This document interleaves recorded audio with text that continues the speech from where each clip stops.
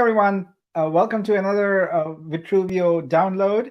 I'm Nick Kalyani, and today I don't have my wingman, Zach, with me. So I'm kind of flying solo a little bit. Good to see some familiar faces here in the comments. Tartan Madman, Aris, Rich, how's everyone doing?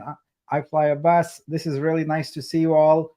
Um, I don't like to fly solo so much. So I'm wondering if I can change that situation. You know what? Maybe I will. Let me see if I can find someone to bring on here. Let me see. Oh, I found someone to bring on here. Hey, who are you? Good morning, Nick. Hi, everybody. Hi, guys. My name's Addie. At NFT Addie is my Twitter, so I just put that on there. But yes, you can't be flying solo. You have to have somebody to bring the energy this morning. Welcome, everybody, to the show.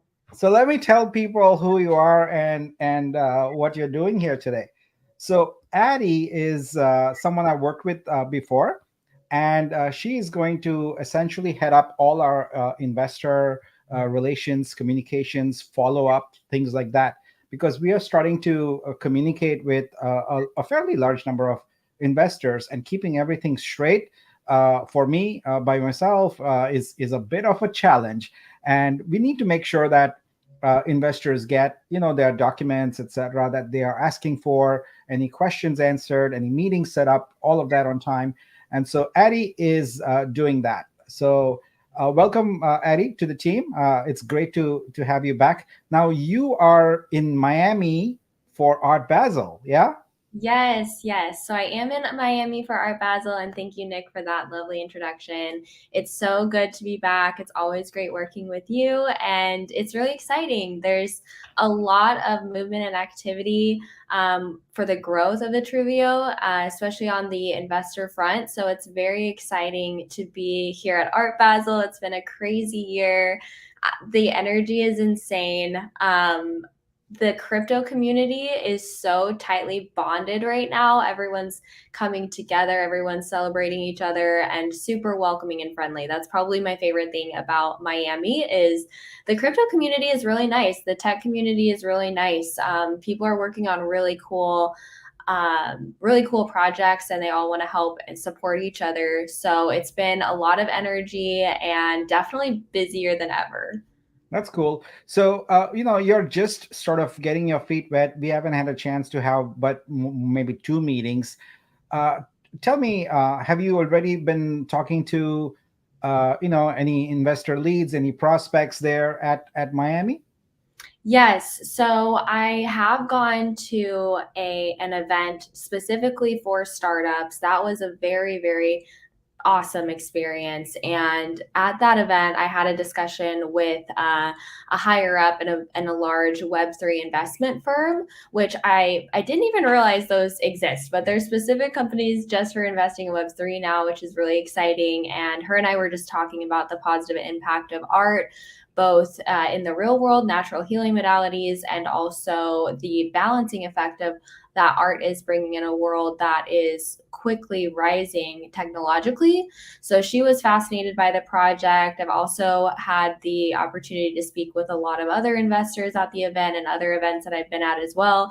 And I would say the main feedback that we're getting right now is just a lot of them are impressed about the size of our community and also how many verticals that we have in helping artists to create an income through art. We have a lot of different irons in the fire, and that's very impressive to investors.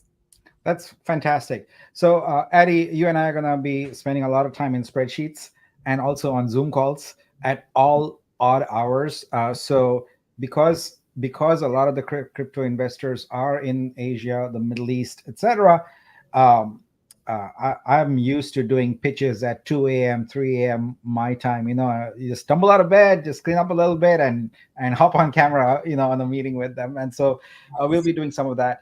And I also want to let the community know that you're going to be a familiar fixture here on the download to help me sort of run the show a little bit here in the future. So super excited about that. So thanks, Addie. Welcome to the team. Great to have you, and looking forward. kicking ass, and getting this race done. So, Yes.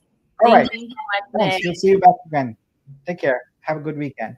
Thank All you. right, let's continue here. I'm gonna go ahead and share my screen, and we can get going with this. But before I do want to comment on one thing. I am feeling super optimistic based on all the progress we are having on many different fronts.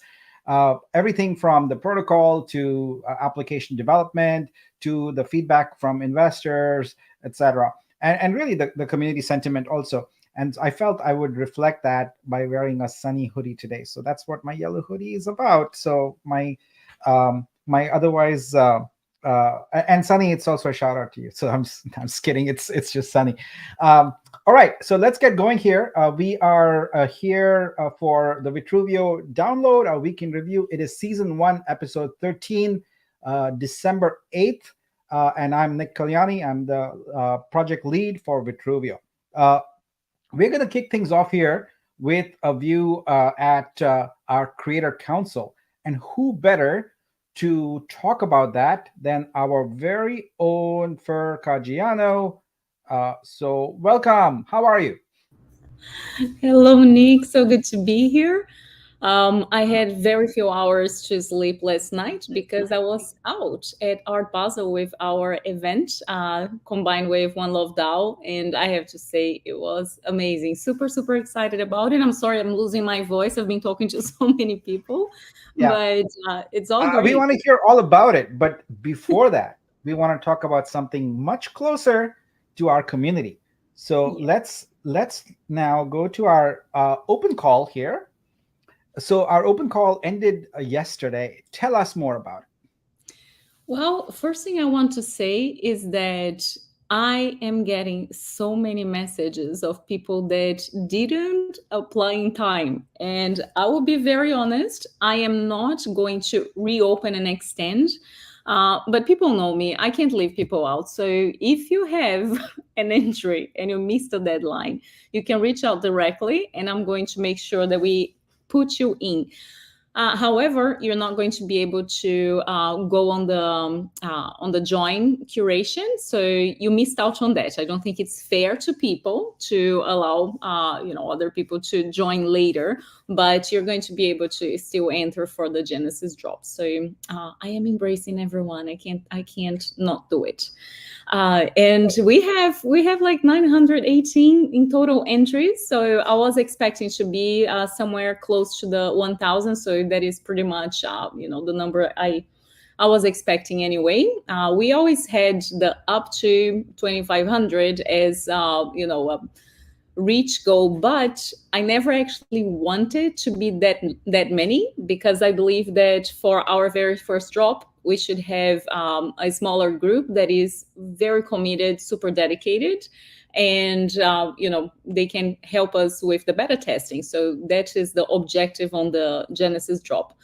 And yeah, oh my god, the entries, I am in love with the artwork. I have people that have told me that they worked for 2 weeks in full to make sure that they had like a good quality piece to enter with us, and I'm honored. I'm really honored that people have dedicated so much to be with us. So yeah, Yeah, what are these you are thinking of incredible.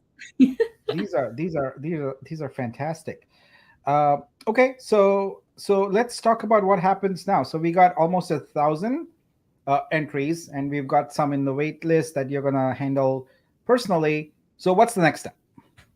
Now I have the group of curators. I picked 5 curators that are in completely different networks and different styles.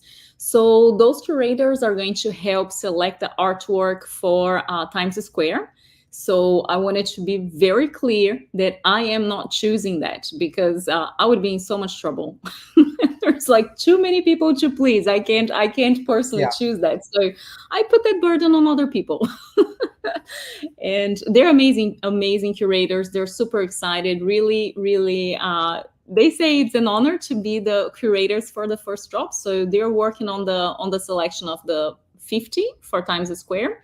And we're also looking now at the entries to take whatever that is not a serious entry, because people do put something, there's not an artwork or something that shouldn't be there. So we'll clean up all of that, and then we'll work on notifying people. So yeah, that's the first step. All right, cool. And then what happens after that? After that, we start promoting the artwork while our team is finalizing the Vitru Studio for the first testing. And once we have a go from the team, we're going to start onboarding in small batches. Like, I want to be very clear that we'll notify that people are in, but we're not going to put everyone at the same time, because we want to make sure that everything's running smoothly, and we don't want to put almost 1,000 people to try something. So it's going to be small groups at the time, but I believe that all of that process will run smoothly in the next 10 to 15 days. So looking forward to it. Yeah, and then we want to organize after that a metaverse sort of celebration, and we'll have to figure out exactly what that looks like and how that is. But I'm looking forward to that, because the last couple I went to, they were a blast. And it's fun to go around in the metaverse, check out the artwork, talk to people, and have some music playing with a DJ or something like that. It's definitely a fun thing, and it really allows all our community, no matter where they are in the world, to come together in harmony and appreciate these amazing artworks. So cool. Yes. Now, I love the just to mention that, like, I've been doing metaverse parties and gallery celebrations like for a long time, and they are awesome. We have some very good friends that are willing to collaborate with us to make sure that we deliver a very cool experience. And I can't wait to have the Vitruveo community join us, because I don't know how many people here have been to metaverse parties, but I can promise you it's fun. All right. So I understand that you have a couple more slides for us to share. So, let's talk about this. So these are some of the entries for Genesis. Yes, I picked a few of them just to show the quality, because when we scroll, people don't stop to pay attention. But those pieces, they really caught my eye. I didn't manage to put one of the animations in there, but we do have a lot of animations as well. And I wanted to show a taste of the quality and the variety. So there's art for all sorts of tastes, and these four, I'm like, you guys will have to fight me for those pieces, because I want them all. Yeah, this one on the right in particular, that's so amazing. It's a blended photographs there. Double exposure. Very, very cool. Yeah. And even the one on the far left, I mean, so colorful, radiant, and you can interpret that to be so many different things, a sci-fi world, a fantasy world, etc. This is just gorgeous. All right. And now you're also in Miami, and you're at Art Basel. So let's talk about what's going on there with us, and how the community responded to Vitruveo. Wow, I have to say, like, whenever I talk to someone and I explain what we're doing, they're, like, jaw drop. They love it. They're very impressed with the solutions we're bringing. And, like, my focus is talking to the creative people, so I understand their language, I understand their needs, and they are over the moon excited with everything that we're proposing. So yesterday was fun. Like, we had, very mixed crowd, which is like one of the beauties of being at a physical gallery. So we had all these physical pieces along with the digital, and people that had never been exposed to NFTs were there. So that as well was really, really cool to see. We even had like a VR glasses experience. So some people got to visit, the spatial gallery that the One Love DAO people put together. So it was really cool. It was truly rewarding to talk to everyone that was there, and I got to see a lot of people from the community that I know as well, like between like, I don't know how many people here know names, but Sabet was one of our guests. He's a big artist in the community. I've been gifted a physical piece. Actually, he drew Nice. on spot for me. It was very, very sweet. And yeah, we had like a collector that is super cool. He was DJing for us. So he had a DJ table set up outside. It was a fascinating event, and people are super excited. They loved it so much that we were supposed to be there only last night. They asked us to extend. So the setup is there for the whole time of Art Basel, and possibly more. So it's, Fantastic. it was great. Yeah. So That is if great. anyone is in Miami, you make sure that you go visit because it's beautiful. Yeah. So, having been to sort of IRL events, I can tell you that you can go to as many online events and as many Twitter spaces, etc. But 10 to 15 minutes IRL is a whole different dynamic, and the impact is so much more meaningful. I've had sort of the best.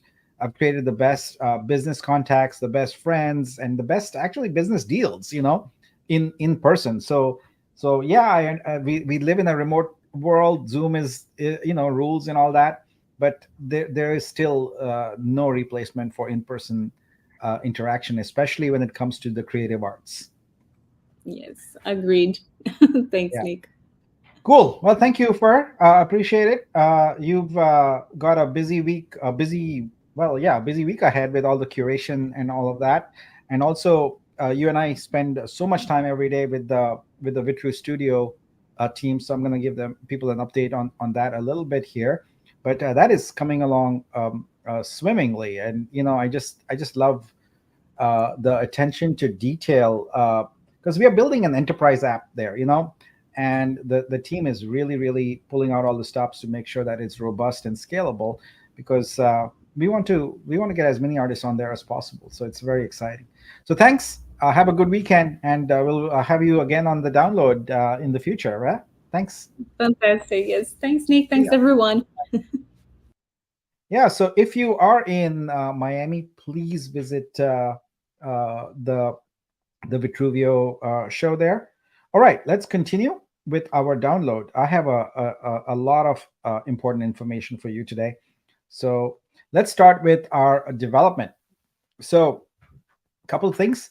Last week, for the most part, you experienced the Swapper app. The general feedback I got was that it worked very well. I am very happy because I wrote that app. The only thing that's pending there is the validator custom token split. I had to have people open trouble tickets, and I had to manage that separately, and I'm behind on trouble tickets. So I'll catch up. The weekend is for catching up. But I'm very pleased to announce that we now have Poet released in beta. What is Poet? Poet is proof of engagement token. And what I'd like to do today is give you a very brief overview of sort of how it works and how to go about it. So let's do this. Let me, right, let's go here. Let me go full screen on this. Can I go full screen? There we go. All right.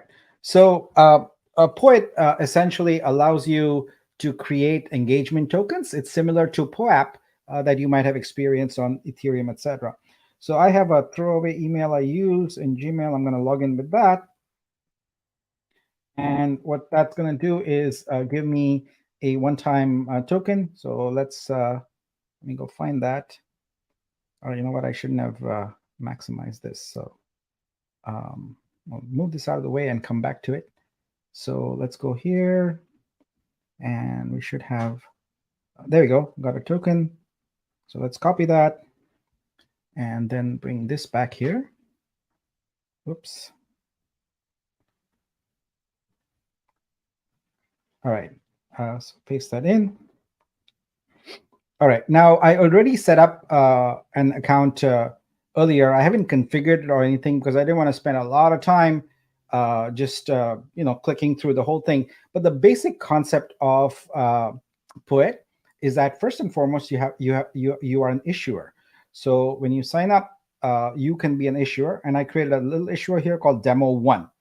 Now, as an issuer, you then can create collections. So I created a demo collection here. I called it Alpha. once you have a collection, so a collection would be, for example, maybe you're having a series of webinars or something like that, or you're having a few meetings, or you have a series of drops planned. Anything can be a collection. It's just a grouping, and then within a collection you have a poet. Now, so I have this alpha collection here, and within that I can see my poets.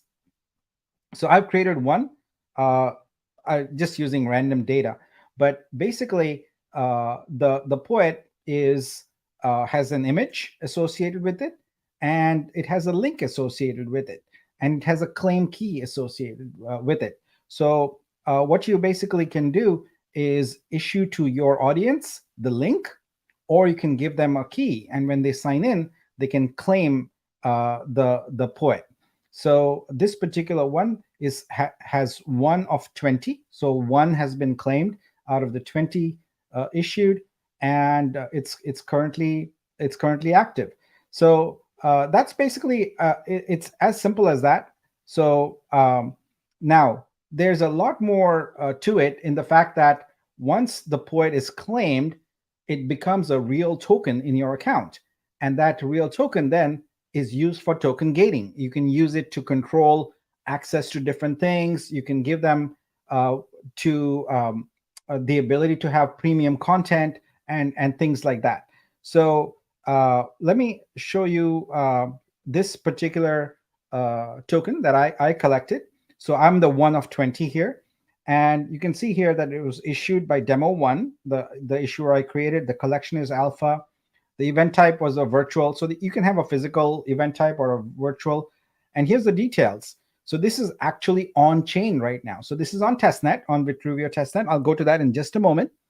It's an ERC 721 NFT. So Poet is basically a platform, an application for anyone to sign up and issue NFTs for events, things like that, and have ownership associated with it. So the only event here is that it was minted. Now, the cool part is associated with your poets that you issue, you can have unlockable content. So, for example, if you have a webinar and you want only the people who came to the webinar to have access to some premium video or a PDF with information, you can provide that in here. All of this is 100% free, and all of it is on chain. So this is completely decentralized. Now, one of the things that a lot of people think about that are current holders is, how are we going to get to our transaction threshold daily? Well, this is one of those apps that makes that really possible, because if you think about communities, etc., like Fur is going to issue poets to all these artists, so they're going to come, they're going to claim, etc. So think about that multiplied by 1,000 or 10,000 different communities issuing different poets for different things to hundreds of thousands of people.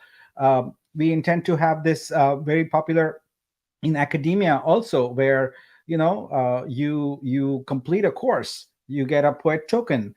You complete the next course, you get another one, and so on and so forth. So for e-learning, etc., these are really great activities, great ways to track people's progress.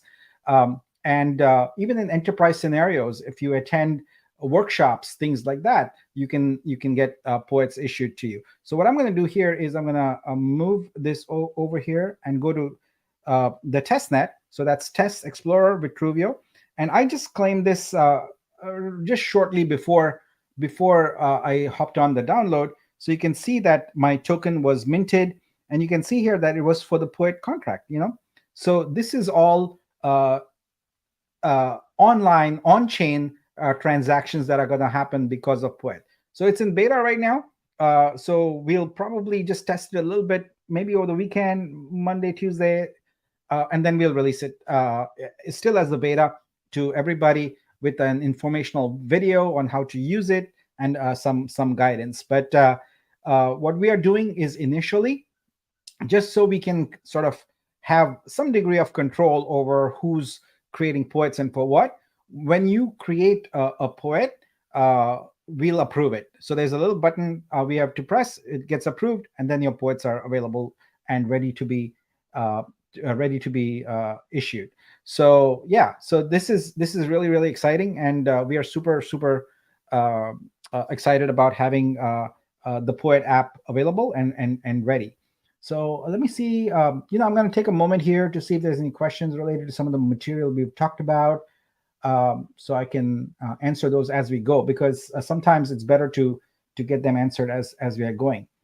So this is a good one. Curious Observation says, since there are less than half of the budgeted artists, does that mean that the surplus of allocated funds for buying art will go to artists? No, we're gonna hang on to those, and there's gonna be multiple of these. This is not the first and only. This is the first, but it's not the only one. We're gonna have other open calls also, and use those. Is there a date and time for the Metaverse party? Kelly Productions asks. Not yet. We'll finalize that and announce it. Um, let's see here. Can you make these tokens for anything without all the annoying stipulations that come with POAP? Yeah, absolutely. There's really no stipulations that we have. In fact, if you what would be cool is I can sort of go through the exercise here a little bit. Uh, So for example, I am an issuer. If I want to create a Poet drop, it's as simple as this. You put in an image. So let me go find an image. Now, one of the things we are working on right now is the size constraints. We wanted to figure out what. So here we go. So I just picked a random image here. I select it. I enter a name for the poet. So I think I called one. Let's call this webinar or something like that. Webinar one. So a webinar about poet. Then you choose a collection. I have one collection. I choose next. Select the blockchain. So here's Vitruveo. Let me zoom that in a bit so you can see better. So we only have one blockchain that's here, but in the event we decide later to add multiple chains, we'll have that. What's the supply going to be? So the supply could be anything. So let's say 100. What's the start date? So I'm just going to put today. Okay, great. Does this drop have an end date? So you can constrain the date if you want. Otherwise, you leave it alone. Is there any unlockable content? So if you choose that, then you can provide an MP4 video or a PDF that you want to have available, and then you hit submit, and then it does its thing. And a little while later, you now have the ability to start issuing poets. Now, this was created and is under review. So if I go to it right now, you will see that it says pending. So somewhere here, I have a browser where I can approve this. So give me a second here. I'm going to find it and do it. There we go. All right. So I have on another account the ability to approve it, which I'm going to do right now. I just press the button, and that's what our moderators are going to do. And now this poet has been approved and is active. So I have a link. I hand it off. I have a key. I hand it off. Either of those. So the link is, if you have a mailing list or something like that, you can send it out, and people can click on it and claim it. Now, we also have the ability to have an allow list. So that is a feature that is currently in development. It'll be there in the next release, which this weekend it'll be there, where you can paste in the email addresses, etc., and only those folks are allowed to get the poet. So yeah, if you want to make it selective, but right now it's a general purpose, so anyone can come and claim, and as soon as they're done, they are gone. But these are on-chain tokens, and we have also created the Discord code where you can use poets to essentially gate access to certain Discord channels. So this will be very useful for communities where they can issue poets to people who attend an event or something like that. Or it doesn't have to be an event necessarily. It could be anything. And then if they hold that in their wallet, they are able to to gain access to a resource. So hopefully you saw that was very, very straightforward and simple. It didn't require a lot of jumping through hoops or anything like that. Answer a few questions, create a poet, and it's set. And you can see here that the actual when you create an issuer, you're not actually creating the token at that point. You're doing it at the point where someone actually claims that particular token. Actually, you know what? Let me just briefly show that also. So I think that's interesting to see that the actual mint happen. So I'm going to go ahead and copy this poet key, and then I'm going to go to my account, and you can see there's a button here that says claim poet. So I can enter that poet key here. So this could be anybody. You give them the key and they claim, and boom. And now I have the poet here, and you can see that it is actually issued on chain. So there's the contract, and it actually got minted. So right there, it just got minted. So that's the exciting part about this application. When you think about sort of enabling communities to be able to do something very effective and help sort of reward people who are participating in different things in the community, etc. This is really, really useful. But from our perspective, if you think about rebasing, this is the key, or one of the keys. I mean, we have many different ways, but to the extent we can get lots of communities using Poet, the transaction goal is super simple at that point. It's very easy, and we would be able to get the transaction volume that's needed. Remember, our transaction goals are set up to encourage the ecosystem activity, right? So this is ecosystem activity. So that's where it becomes really the formula and the algorithm we have starts taking root. We have more activity, we have more people using the platform, we have a rebase, and things work out quite well. So all right, so that is Poet, and we are now in the process of working on Nexus and Vitruveo Studio. So that's wrapping up pretty quickly. We're just putting the finishing touches on the smart contracts, etc. But Vitruveo Studio, that's the app that the creators will use in order to onboard and list their artworks. So essentially, what we are doing is we are creating the first version of Vitruveo Studio that when the creators log in, they go through a task list they have to complete, where they create the account, they upload their art, they sign their art, and Vitruveo Studio is going to be a total shift from everything people have seen in the world of NFT art to date on Ethereum, Solana, Tezos, you name it. And it is going to be a great example of how we use standards, because in there, in the very first release, we are going to have all these standards that I'm about to list. We are going to have the W3C verifiable credentials standard. That's for the creator themselves and their account. We are going to have the linked art metadata standard. That's for the artwork. So that's the standard used by museums and top galleries, etc., for their artwork.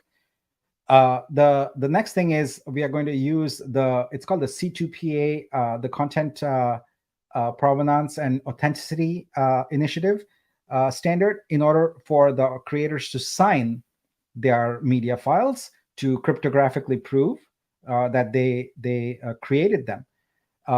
And last but not the least, they will be able to create a license that conforms to the Creative Commons standard of licensing.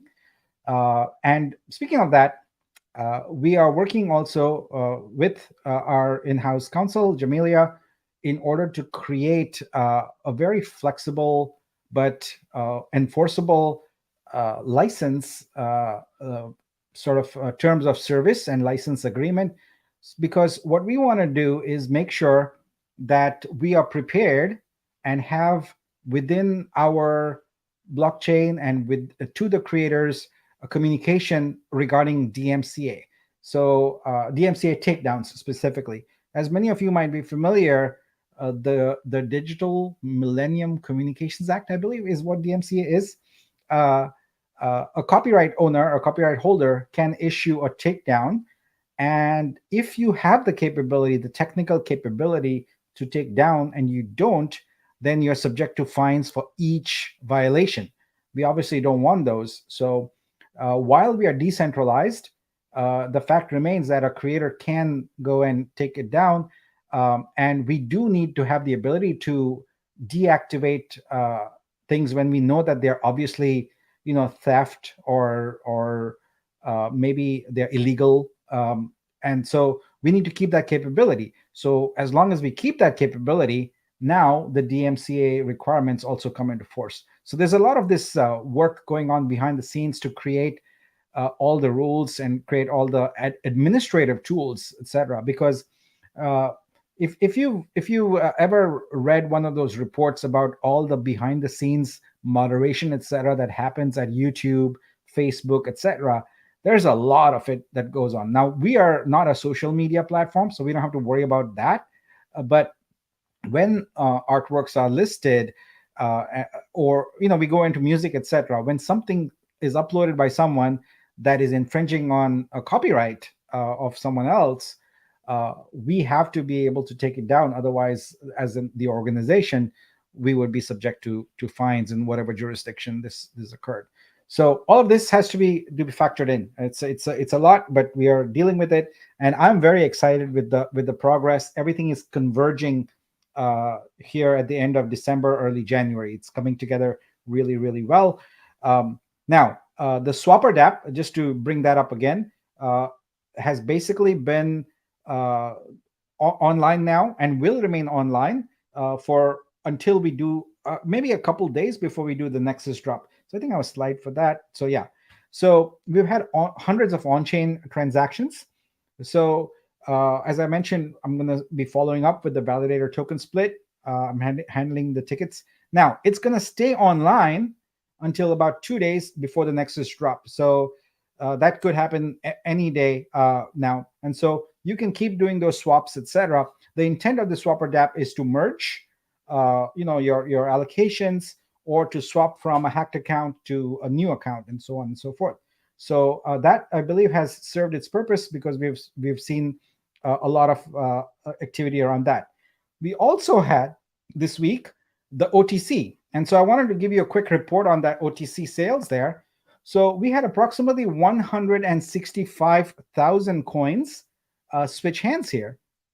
We had about 60 trades, and I believe all but 5 or 6 of them are completely done, and the volume was approximately around $38,000. So hopefully all the folks that wanted to sort of get out of their holdings are able to do that, and we are glad we were able to provide that, because one thing we want in our community is people who believe in our vision, who are excited about what we are doing, and who want to support us in the future. And this is a radically different project than what it was when people bought into it. Completely, totally different. And so it is understandable if folks, might not want to participate in it. All right. So moving along, let's talk a little bit about financial updates. So our model has always been to kind of, with the booster sales, sort of with individuals raise capital as we go, while we work on the institutional investor front, because the institutional investors take a little bit more time. So I'm not going to read every line here. This deck is available for you. I'll share the link afterward. But our main thing here is I want to point out that we are making a pretty decent sized investment in our Dubai investor event, which turns out is shaping up really, really, really well. So let me talk a little bit about that. So we have it's the week of December 18th. It's most likely going to be 18th or 19th. So one of the challenges with the events like this is making sure you get the right venue and the right date because those venues tend to be fully booked. But we now have the venue booked, and the contract's been signed. So the venue has a capacity of 100 invitees max, and the types of individuals we are targeting there are angel investors, family offices, venture capitalists, and independent funds. So uh, we have essentially created it as an invite only. So you can't just show up here unless you've been invited. So we have looked through our list very carefully and made sure that the attendees are the types of attendees we want, who will essentially look at the project and think about investing in it. So I want to calibrate the community's expectations, because I see posts all the time about people thinking that fundraising with institutions is just like a snap of fingers. You go pitch to them and they write you a check. It doesn't work like that at all. It is a fairly time-consuming process, in that you have multiple meetings. You have to present documents that are requested as they do their due diligence, and that's where Addie's going to be very, very useful. So now the purpose of this event is to raise awareness of Vitruveo among investors and KOLs, so key opinion leaders, and to get warm leads. So a cold lead is one where we just go to someone's website, a VC website, and or we find an article and we contact them directly. Does not work. It does not work. You need to have a warm lead to get institutional capital. That's just how it works. So I know people DM me or send me links all the time to a story or something where they're like, oh, this investor is investing, etc. That's great. What I have to do then with that lead is go and find out if we can get a warm intro to them. So I have to ask around and see my network, ask other investors, and see if we can get a warm intro, because a cold intro never works. So what we will do post-event is we will follow up individually with every one of the attendees to gauge their interest, because just because someone attends your pitch and listens to it doesn't mean that it fits their investment thesis, or that they are investing at the moment, or they're interested. They might not like it, So there's many ways for people to interpret the deal, and they're not necessarily bad. It's like anything else, the right time, right place, right person, the right investor, etc. So our goal is to get pitch meetings, because then we go into being able to actually communicate about our value proposition and help investors understand what is going on. So I will do some of the meetings right there after the event, because I'm there for a few days afterward, and I'll try to get as many meetings done in person. But due to the holidays, it's going to probably blend over into January, because this is on the 18th, and with Christmas, it's really, really hard. So our success factors that we are looking at is, of the 100 invitees, people all are RSVP, but they don't always show up. That's just standard for most events. So we are targeting 70 plus attendees, and of those, we want to get around 15 to 20 pitch meetings. So if we can do that, then I think that the event will be a success for us, and we'll be able to get the needle moving on that. Now, we're already talking to quite a few investors and making progress, but as I hinted last week, there's a couple of impediments to moving forward. And today, I want to spend a fair bit of time talking about something really, really important, about how we are going to get and overcome those impediments. All right, so let's go into that. But first, a sip of chai. All right, so there's, for the investors we are talking to, and also the tokenomics experts who are helping us with the exchange listings, they have significant concerns on two fronts. The first one is about the selling pressure of 2 million coins starting month 7, because pretty much a significant amount vests by then, and you have all these coins coming on the market, and there's a lot of sell pressure. The next big concern is the uniqueness of our cap table in that there is a 40% allocation for OG holders. So my job is to remedy that so that investors can get past that. Investment raising capital is a lot like traditional sales. It's about overcoming objections. You know, so these are the two objections that I've encountered. Now we overcome them doesn't mean that it necessarily immediately means people will invest, but the folks who list on exchanges, who talk to these crypto investors regularly, cite that these are red flags, and we need to remedy them. So I have developed a two-part solution for the problem. I'd like to propose that today, and let's see what comes from the community about that. So I'm actually quite excited about this because it is a very creative way that has a significant upside for everybody, and I want to talk about it and present it to you, and let's see where it goes. So the first thing I want to show you here is the current Vitru cap table, right? So this is in the Genesis allocation spreadsheet, and it's pretty straightforward. So you can see here. I see comments like Aris, you're saying I'm nervous. No, you shouldn't be nervous at all. This is all good. This is all very, very good, and I'm trying to solve problems here, right? And every time there's a problem, you got to think about it and think about how can you solve it while keeping everyone happy, right? That's the challenge: is how do you keep everyone happy? So that's what I'm trying to do here. All right. So the challenge we have here is that OG's row that has 21.9 million tokens, which contributes mostly to that 40% row. So what we're trying to do is get that 40% row reduced, to somewhere in the 20s. Ideally, it would be 20%, but maybe somewhere there. So how do we deal with that? Well, I have thought about it quite a bit and come up with this proposal. What I'd like to use is the fact that we have a DEX token named Vitruveo that is available for us to do some interesting tokenomics with. So my two-part solution consists first of part one, to amend the Vitru. It should say Vitruveo there. Sorry, I made a typo there. Vitruveo cap table.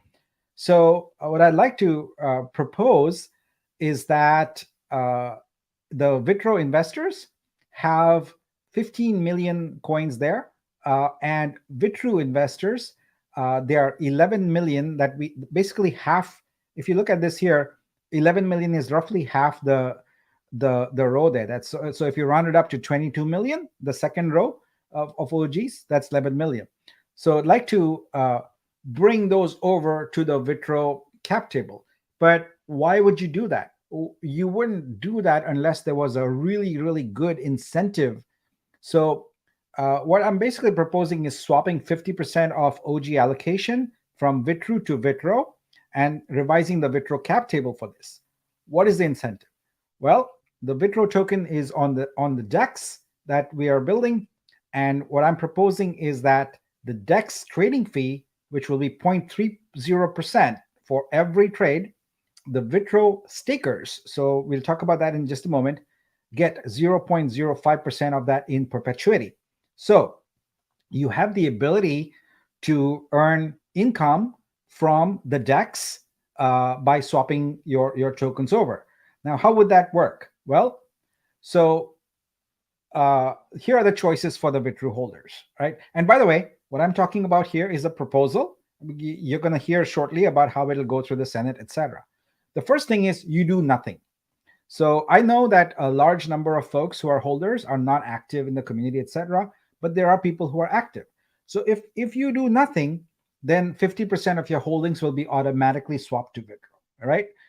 Because here's the thing, we have to reduce that number. We have no choice. We have to do it because we are getting pushback from investors and we need to raise capital. So it's not a nice to have thing. We have to do it.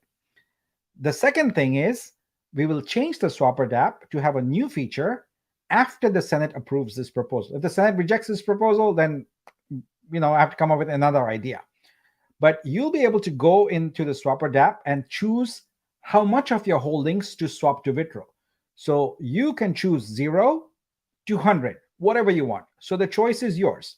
So basically, the distinction is between an active person in our community versus an inactive person. If you're an inactive person, it's a pretty straightforward thing. Uh, you know, it's not like you planned or participated in the creation of the Vitru cap table. So you wouldn't know what is there right now anyway. And we are not doing anything detrimental. We are just giving you a choice of swapping from one token to the other.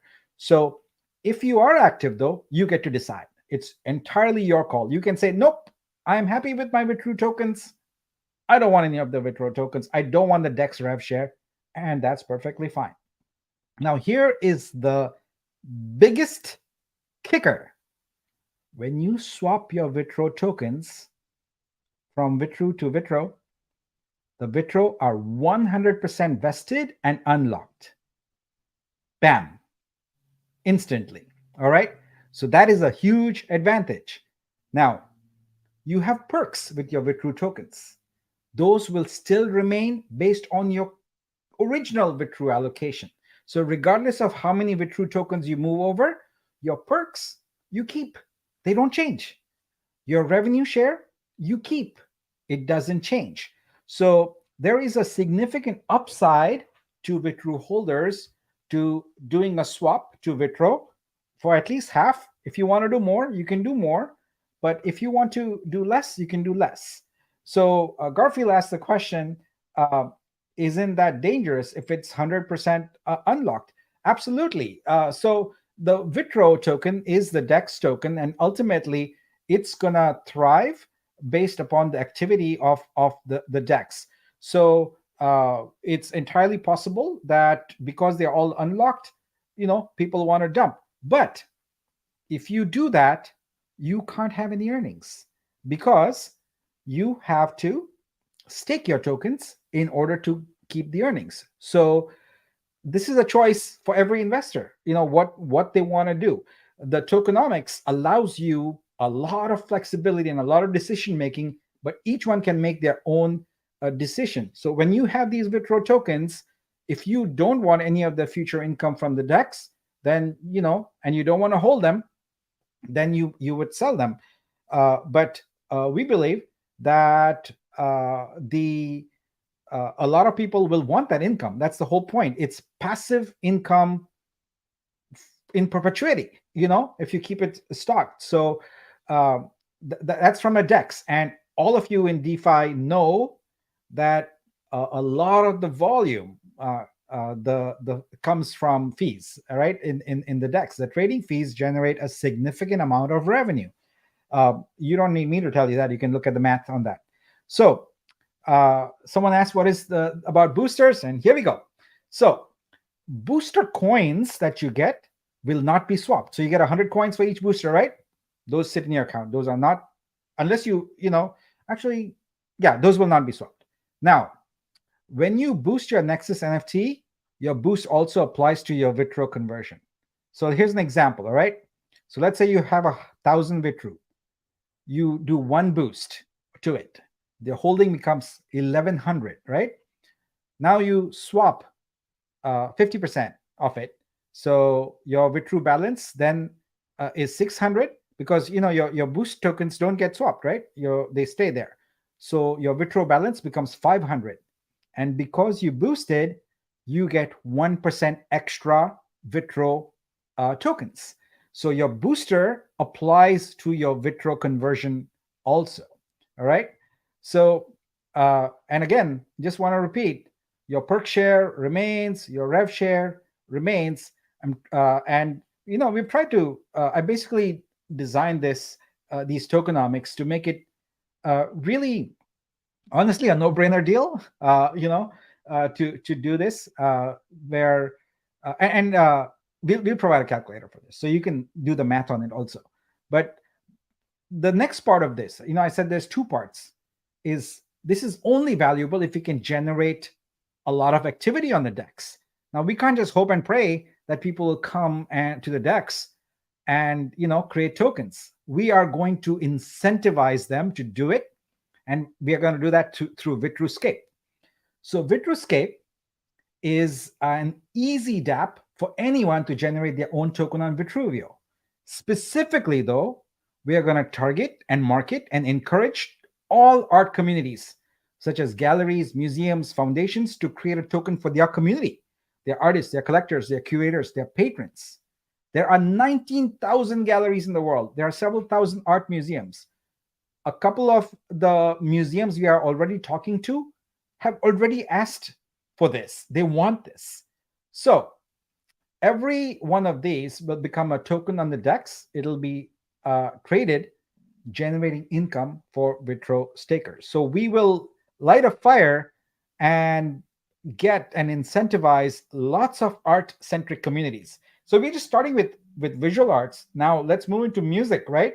Think about a music label and how many of those are there, small and big, creating their own tokens. And we make it drop dead simple. Press a button in Vitruscape, enter a name, enter a logo, enter how what your community is, and how you want to distribute it, airdrop it, etc. Boom. So, and we will educate these communities on liquidity and how they can need to provide liquidity on the DEX. And really, other people will also do that, because they might not do that for an individual's no-name token, but if a brand name gallery or museum or someone issues a token, yeah, so it would definitely provide incentive to do that. All right, so that's basically the plan here. The next steps is the Senate votes on the plan, and if approved, Swapper dApp will be modified. And again, you have a choice. You can do the following: nothing. So 50% of your Vitru will be swapped for Vitro, or you can go in there and say, nope, I don't want it, or you can say, I want more of it, and you can make a choice. So really done the math on this and done it so from an investor standpoint, it's about balancing risk, right? So you've got Vitru, and we've got a set of goals there on how to build up the business, build up the sales, etc., and make that coin valuable. But if you want to balance your risk, you can do the swap with the Vitro. And the bottom line is that we need to get institutional capital, and the current obstacle is the amount of Vitru tokens held by OGs. So this is a simple plan to remedy it. And one of the questions you're probably wondering is, well, two questions, is about liquidity and about opening price.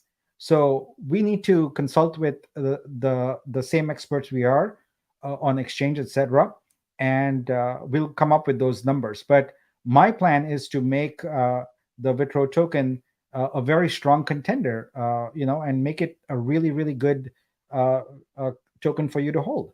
So that's basically where we are.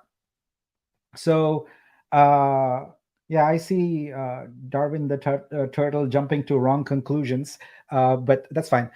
So we'll provide a calculator so you can do the math and figure this out. All right. So that is it for our download for today. What I'm going to do is take some questions, and meanwhile, what I'm going to do is I'll leave this this slide up here. Yeah, I think I'll leave this slide up here so you can take a look at it. So great. All right, so let me take a few questions now and see. Blah blah blah. All right, so Cappy asks, so people could have the option to swap 100% of their bag to Vitro, and there would be zero vesting for the entire bag. Yeah, that's effectively true. And you by virtue of having the Nexus NFT still have your allocation of perks and your rev share. So you could do that. Now, when you move that over, if you sell it, then you would not get the benefit of having any of the earnings, of the income from the DEX, because you would need to stake those tokens in order to qualify for the earnings. So, but yeah, you could swap your entire bag.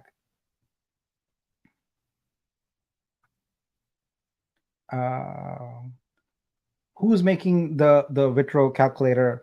Um, I'll work with the team to do it, but mostly I will build it out. It's pretty straightforward. Wow, this is fantastic. I need to do the math, but in first sight, it's a great opportunity. I really worked hard to make this attractive because at the end of the day, we need to raise capital, and I have to remove every obstacle there is for progress in there. And right now, that large sort of allocation there is an obstacle. So we're going to do this. So this looks good so far. Thanks, Garfield. Yes, yeah. And we'll have, we'll have obviously more feedback in the Discord, etc. And but again, first thing is this goes to the Senate. Let's see if we can get it approved. Um, all right. So we have. If I submit work on the blockchain, do I still need to register the work for copyright with Library of Congress? Yeah. Thanks, Victor, for that question. Absolutely, yes. You have to, because copyright is something that is granted by nation states. It is not something that happens on the blockchain. So what we would be able to do on the blockchain is, if you have a copyright, for example, you could have that in the metadata. So that would be reflected there. But you are still responsible for registering your artwork and obtaining it's actually a trademark, because the copyright laws are uh, basically what's the word? They're not automated, but they're implicit, I guess, is the way to. But I'm not a lawyer, so don't quote me on that. Da, da, da, da, da. All right, so let's see. What will be the launch price for Vitro? We'll get an answer on that next week.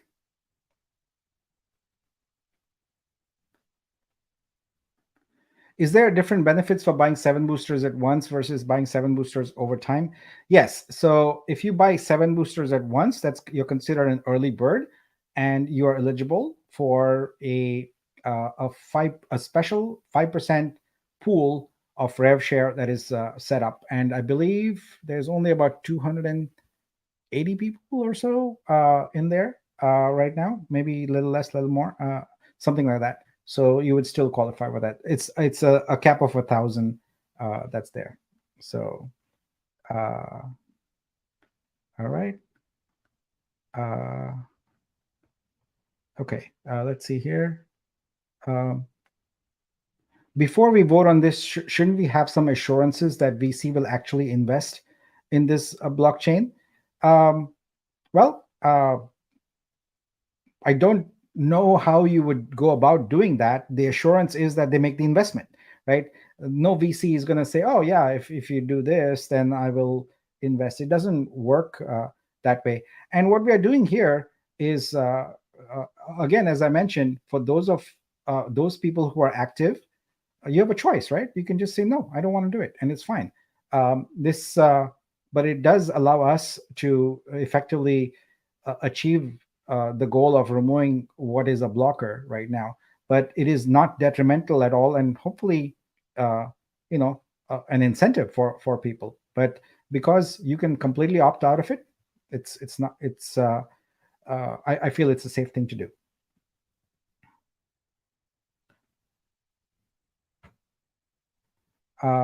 Let's see here. This is a valid question. What's going on with the BTC ETH sacrifices? I believe those are mostly finalized. I think there's one or two, or maybe a few more. I just asked that question of Zach the other day, and looks like we are almost wrapped up getting everyone to approve. So we'll go ahead and add those to Swapper, so you'll be able to work with those. So I think there's a few more wallets that we are trying to get a hold of, and so we'll add that. So I'll commit to posting an update on that on Monday. Make sure I'll get the latest from Zach on that and post by then. So, and as soon as we have the final wallets from people, we'll go ahead and update Swapper DApp so you can use that. Keeping all of perks plus Dex rev share makes it seem like an easy vote to me. Also, remember where we have come from, dead in the water to real opportunity. Yeah, I mean, at the end of the day, this is an option for you to consider. You can completely ignore it, but we do need to do this. So yeah, thanks.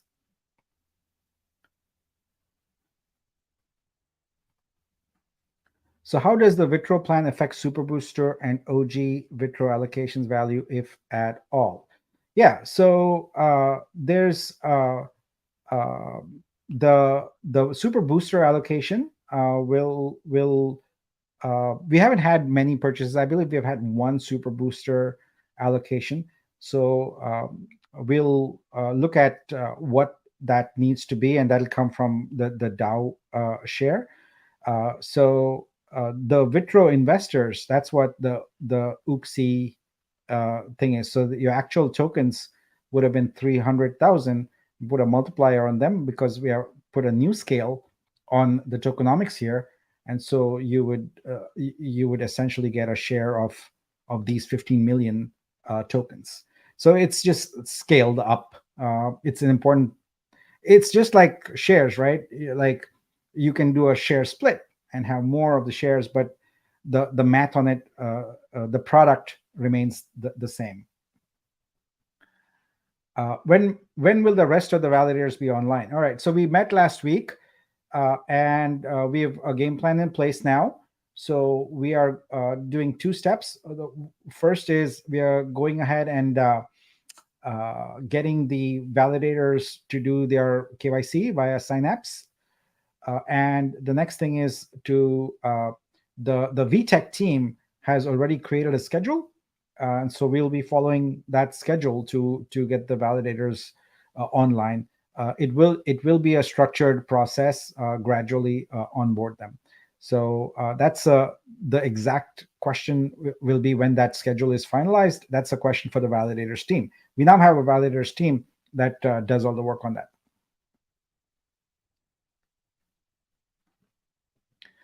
Are you able to go back to the investors that were showing concerns and see if this proposal satisfies them? Yeah, absolutely. In fact, I already run it by them, and it ultimately their concern is the Vitru cap table. That's what they are investing in, and so to be able to reduce that, however we do it, is good.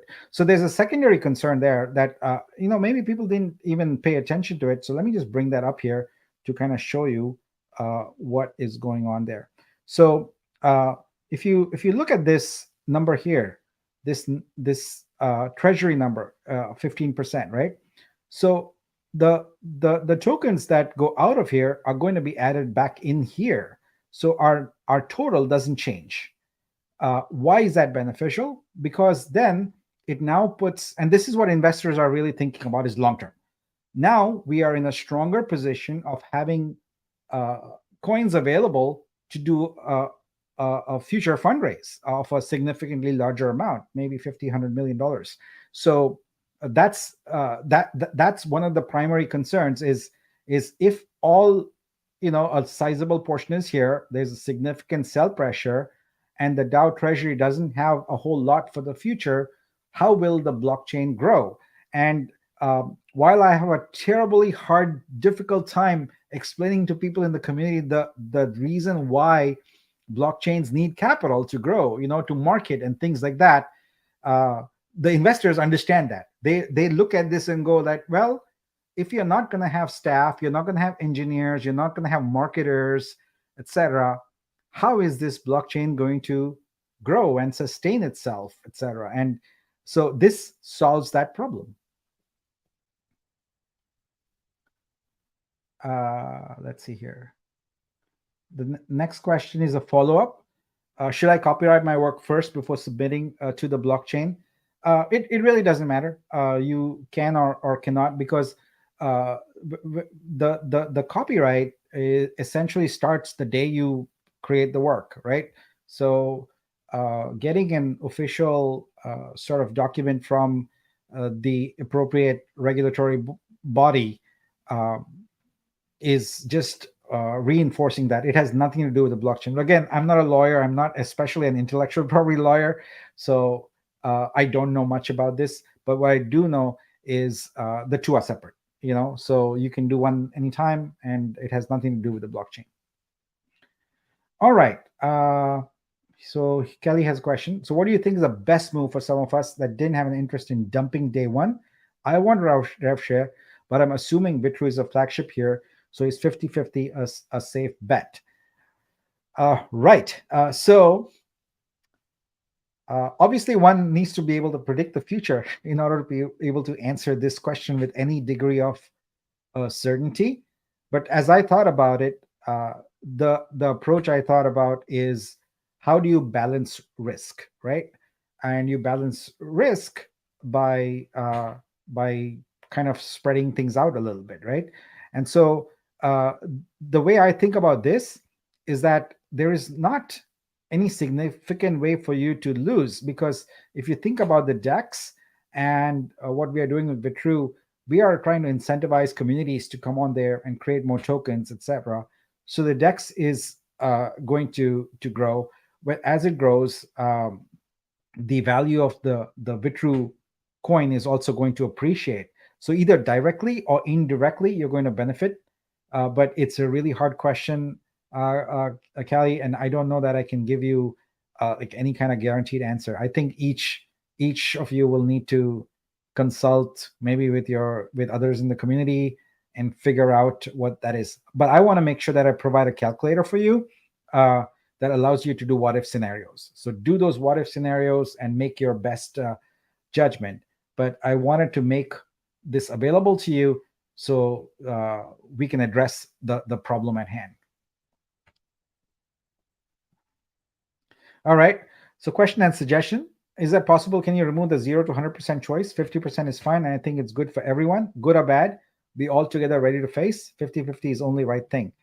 I appreciate that sentiment, Vijay, but I don't want to try any kind of strong-handed tactics like that. I feel like there's a group of people who are very active in the community who are voting, etc., and that 0 to 100% is a vote, in fact. So that's why I didn't propose a vote. I said we'll get the Senate to vote on the proposal and then put it out there. Anyone who wants to vote against it will just go and say 0, and they're done. Anyone who wants to vote for it has to do nothing, and or if they want to change that number, if they don't want 50%, maybe they want 25%, they can do that. Don asks, what should be the exchange rate from Vitru to Vitro? We won't know that until a little later. We'll figure out the liquidity and the starting price, etc. But I'm working on that. I want to make sure that I work with experts and get projections that are based upon experienced folks, especially with exchanges that will give us these answers. Is the Vitro rev share available to anyone that stakes, or just for the people that do the swap now? Oh yeah, so you swap, you might buy Vitro and stake later, and that's available also. So it's a very good question. So anyone can stake Vitro to get that rev share. So it's available to anyone and everyone. So yeah, you might choose to wait and buy Vitro on the market later and then use that.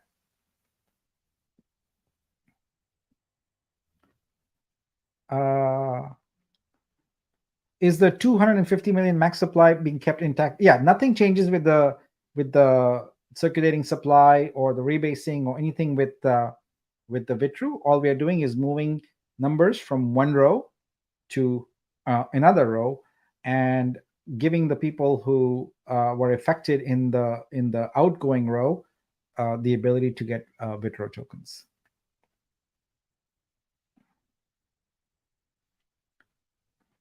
After consolidating wallets via Swapper, is there a way to see current balance in new wallet? Yeah, Swapper tells you that. Swapper tells you the current balance. So if you're not seeing that, then it's possible you may not have connected with the right wallet, or a lot of people I see connecting to testnet, so that might be a problem also. Um, if you staked Vitro, what is the vesting schedule? There's no vesting or anything like that. It's basically you stake, and for the amount of time you're staked, whatever earnings are there in the DEX, the 0.05% you are eligible for, you unstake, and you're no longer eligible for that. So you decide that. There is no vesting. Garfield says, this is actually good. Those that don't like vesting will convert 100% of their bag and probably dump day, but that doesn't affect the Vitru price because they sold in Vitro. Yes, thank you. Yeah, okay. So I feel comfortable with this new proposal. We're just going to have to explain this to those that don't watch the downloads. Yes, we'll definitely do that. We'll do a write-up and break this down, etc. So yeah. All right. Yes, Garfield, that's a very good point. And I didn't want to state the obvious myself, but yes. So that is. But you know, the thing is, it's going to recover, right? Like the whole point is that we are putting this program into place to encourage people to mint their own tokens on here and get that. So it's just a matter of time. I feel like both will be very successful eventually. It's the market is gonna come back. There's already signs of that, and so as that happens, then investors will recognize the value of both. Okay, I think that is it for today. So what I'm going to do in terms of next steps is call a meeting of the Senate. Actually, we don't have a voting mechanism yet. So what I might do is put like a transaction of $1 out there in the multi-sig, and let the Senate know that if they sign that, then they're basically voting for this proposal. So that will be sort of our yeah. So Leon has a question here. Why wouldn't VC want Vitro instead of Vitru? Well, we're not offering it to them, but if they do want it at some point, as soon as we are active here, people can go buy it.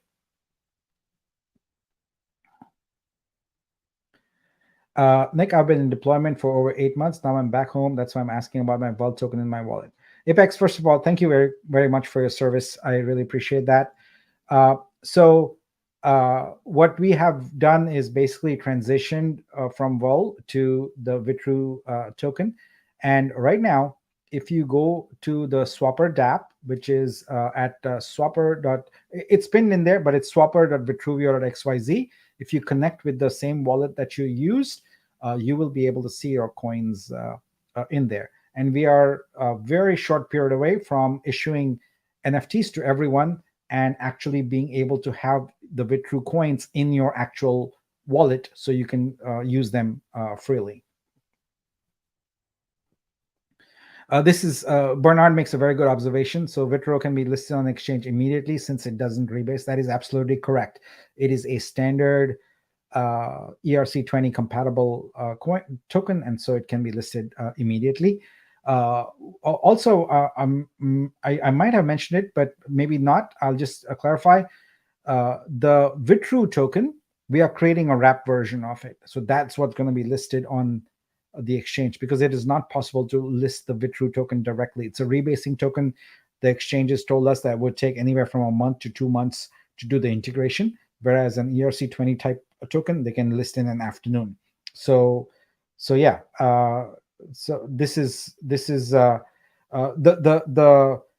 challenge with the wrapped Vitru is we got to make sure that the rebase computations work out correctly. So that's something we are working on right now. Yeah. So future sub asks, like, will super boosters still be splitting that? Yeah. So in my haste today, I didn't include that row, but I'll make sure that I go back and do that. So I'll split the DAO out. Instead of 4 million, it'll say 3 million, and we'll put back that super boosters line so it doesn't change anything else. But thank you for reminding me of that. All right, I think that is it. Gonna call it a show here, done. And thanks everyone. So I realized that this makes the tokenomics on it a little complicated, and we'll have a calculator where you can easily go plug in. And I'm not talking about a spreadsheet, I'm talking about an app. So we'll work on that and get it going. And before I go, like, this is the last question I saw. Is it possible we can get pros and cons for both Vitru and Vitro with percent wise in the Discord? Yeah. So we'll do that. That's a great suggestion. So with that, I'm out. Thank you, everyone. Appreciate all your support. Next big thing here is our Dubai event. We are really looking at that as a significant way to raise capital. And we are already talking to other investors also, which I think you will hear about as those decisions come to the forefront. But I can tell you this: I am supremely confident about the success of this project. I do not see us not able to raise capital. Let me just put it that way. All right. Thanks a lot, and have a good weekend.